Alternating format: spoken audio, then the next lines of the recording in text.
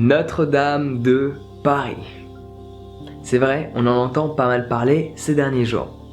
Mais ça te choque pas, toi, de voir autant de gens tristes, de voir autant de gens pleurer, de voir autant de gens se lamenter devant des briques, sous prétexte que on a perdu partiellement la grande et fameuse Notre-Dame de Paris, et que chaque jour des millions de personnes en France marchent dans l'ignorance face à toutes ces personnes sans logement. Attends, excuse-moi, mais il n'y a pas un lien manquant? Parce que tu ne devrais pas pleurer pour les briques qu'il y a en moins sur cette cathédrale. Tu devrais pleurer parce que ce qu'il se passe à l'intérieur de cette cathédrale ne se passe plus à l'extérieur de celle-ci. Laisse-moi m'expliquer. Mais avant tout, j'aimerais exprimer quelque chose. Quand tu pleures par rapport à la destruction d'un monument, c'est parce que ton ego s'est identifié à celui-ci comme faisant partie de ta civilisation, sans pour autant réaliser que tu es bien plus que ça, parce qu'il y a une énergie qui est en toi, qui est éternelle et infinie. Mais ça, on en parlera une autre fois. Si je me trompe pas, outre l'aspect commercial de la grande et fameuse Notre-Dame de Paris, parce que oui, l'Église catholique est une société qui pèse 30 milliards à l'année, au cas où tu n'étais pas au courant. Passons ce détail. C'est une attraction touristique. La plupart des gens y vont pour faire des photos et non pas se reconnecter à l'amour qui est présent en eux. Mais de base, cette cathédrale, sauf si je me trompe, mais j'ai envie de le croire, elle a été créée pour que les gens se connectent à l'amour qui est en eux, pour qu'ils puissent se connecter à une source supérieure à qui ils sont. Donc beaucoup de personnes le font dans toutes ces cathédrales, beaucoup de personnes le font dans toutes ces églises, ces synagogues, etc. Tous ces lieux cultes spirituels, mais dès qu'ils quittent ce lieu-là, ils repartent dans l'ignorance de leurs frères et de leurs sœurs, de toutes ces personnes qui peuvent être dans le besoin, qui pourraient aider avec une petite pièce ou un petit sandwich, mais ils préfèrent détourner la tête et être confrontés à l'ignorance de leur réalité actuelle. C'est ça qui me choque, c'est ça qui m'attriste. Outre le fait que les gens pleurent devant des pierres et ignorent les êtres humains, c'est le fait qu'ils aillent se reconnecter à l'intérieur de ces murs, et dès qu'ils sortent de ces murs-là, ils oublient le concept même de pourquoi ils sont venus à l'intérieur de ces murs-là. Tous ces lieux spirituels ont été créés pour qu'il y ait une connexion à une force supérieure, une énergie supérieure, à une source, à un divin, à un dieu, à quel qu'il soit. Cela est relié à la connexion de l'autre, à la connexion de quelque chose. Cette connexion que tu recherches quand tu vas à l'intérieur de ces murs-là, pourquoi pas la créer à l'extérieur des murs également?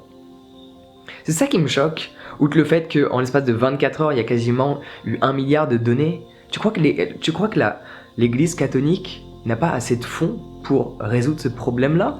30 milliards à l'année! Pas depuis qu'ils existent, à l'année. Ils n'ont pas besoin de donations, ok?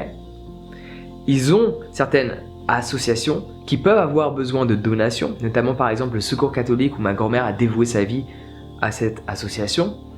Mais là on parle d'une branche bien spécifique, on ne parle pas d'un monument qui a pour but d'être une attraction touristique. Parce qu'il faut remettre les choses, il faut voir les choses telles qu'elles sont. La grande et fameuse Notre-Dame de Paris, à l'heure actuelle, n'est pas forcément un lieu de reconnexion pour la plupart des gens, mais une attraction touristique parce que ça fait bien de faire une photo avec Notre-Dame.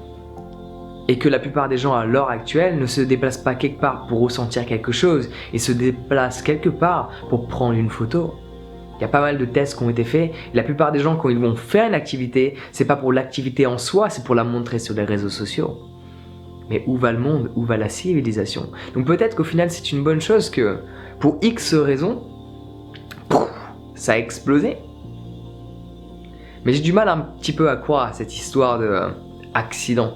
Je travaille dans l'électricité et la plupart du temps quand il y a un feu qui prend en électricité, c'est dans les habitations où les câbles sont très fins et où les personnes n'ont strictement aucune conscience de l'électricité et branchent sur une multiprise, une autre multiprise, où ils vont brancher le fer à repasser, la machine à laver, le sèche-linge, le lave-vaisselle, où ils vont brancher plein d'équipements qui pompent énormément d'énergie. Mais une société qui travaille dans le bâtiment ne fait pas ça. Et s'ils le font, ils ont des câbles bien plus gros, qui ne peuvent pas chauffer et donc du coup brûler par la suite. Donc c'est un peu bizarre. J'ai pas trop envie de m'exprimer sur le sujet parce que je ne détiens pas la vérité, mais j'ai ma petite idée quand même. Ça semble à une certaine distraction.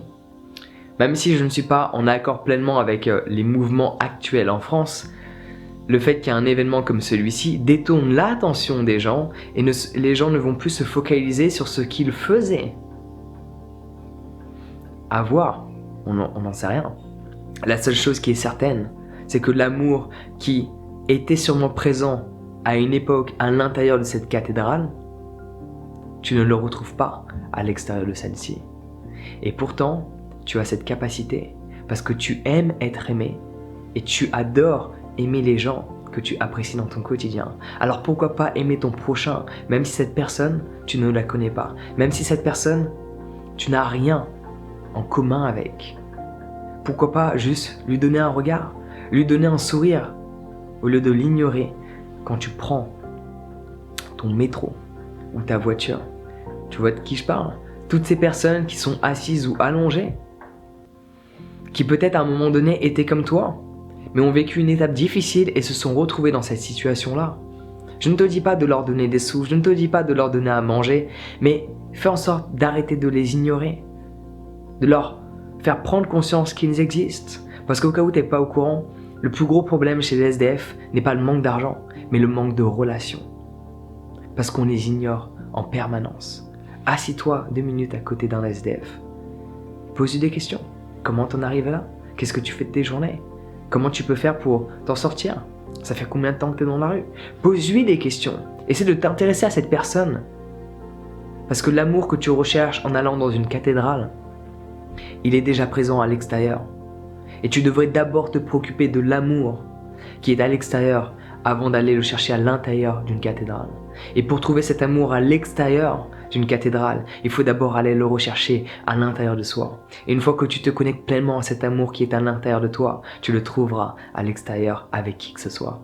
Donc sur ce, prends soin de toi. J'espère que Notre-Dame s'en remettra. Mais le plus important n'est pas les murs, mais les vies qui se trouvent à l'intérieur de celle-ci. Sur ce, prends soin de toi et passe une bonne journée.